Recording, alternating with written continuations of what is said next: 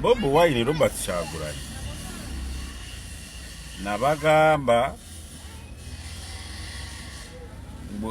bwe tutamuhandolinga bulungi nga ba NRM engeri gye tuhandolingamu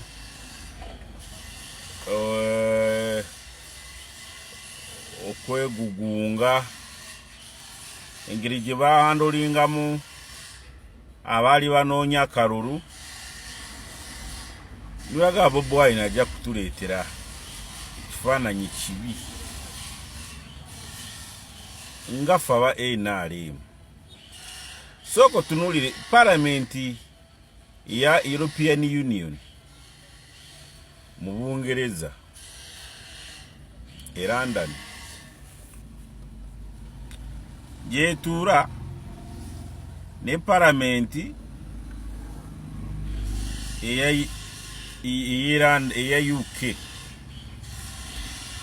bali ku kalulu ke Uganda kubanga narabye waliwo muzeeyi w'emyaka mikulukulu awo mu palamenti ya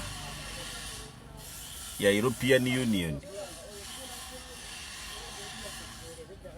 ali mu kusoma messages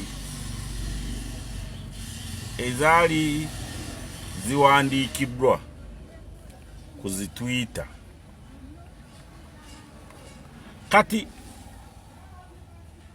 okukwasaganya Bobiwine yatubara nga bwe General Museveni ibwe yabora obote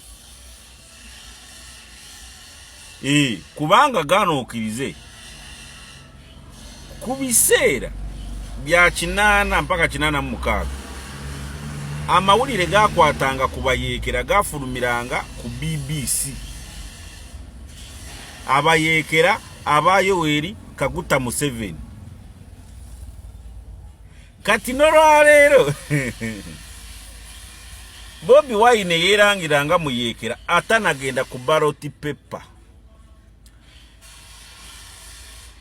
kubanga yalaba ateza akakolyo kweyita muyeekera era nanominatingibwa mpaka ku ballot paper ate kitasoboka kati kumuteekako ogw'obuyeekera kyobora n'obote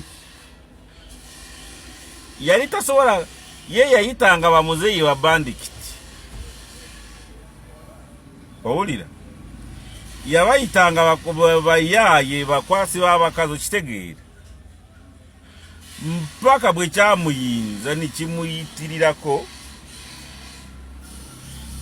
n'abayita ne Dr. Besigye kyogera ngu mu 83 gavumenti ya Milton Obote yatuuka okuwandiika obupapula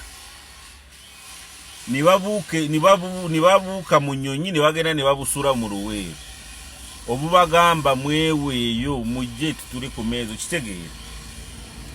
Kati saawa zino external forces boogera ku external forces tiboogera ku Kenya tiboogera ku ki naye external forces awo oteekako Bungereza eyina MI6 n'oteekako America eyina CIA ne FBI. Simanyi interest ki ya Israeli eyimiridde ku side ki ne olabira mu America no mu Bungereza automatically mu Israeli eyina Mossad. Kati nibabeerawo Force Estate waliyo BBC, Al Jazeera, Sky News, CNN. Kati ne ku mulirwano e Kenya niwabeerawo Citizen TV television oyinza agamba ekitebe kiina mu Uganda kubanga buli kafa wano ekafulumya ku mawulire ga Citizen TV. Kati ekifaananyi ekisiigibwa bweru tikikyali part of Africa kubanga mawulire gatoononye naddala Al Jazeera ne Sky News ne DW.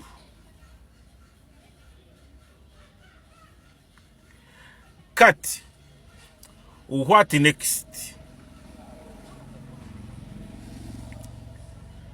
What next? Even you now ought to ask yourself, what next?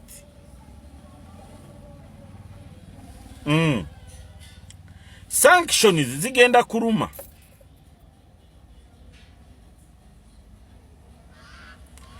Towulidde?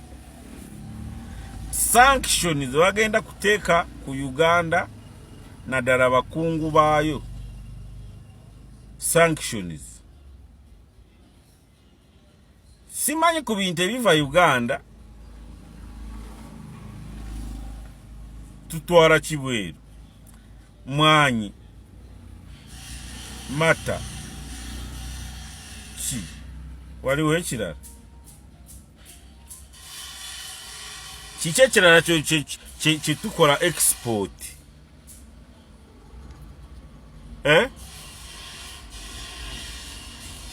leba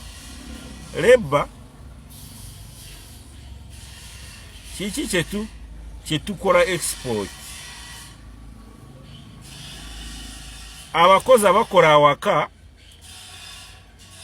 ne muzi factory be bayita ki wama sivora sikola ki bw'aba ali omuntu avudde wano n'agenda e Saudi bamuyita kaddamu bwempulira ne sekaddamu wane e Uganda simanyi neyo bwetyo bwe beyita bw'agenda mu America ne Canada ne wa mu nsi endala ne Bungereza eyo bamuyita batya mukuba kyeyo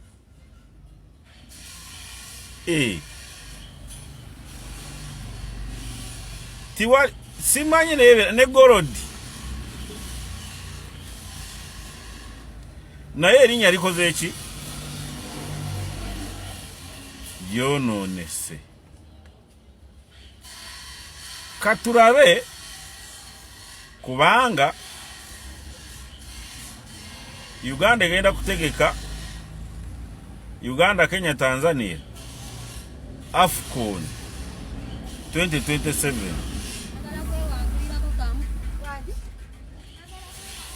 esobola kusiimulako ebya 2026.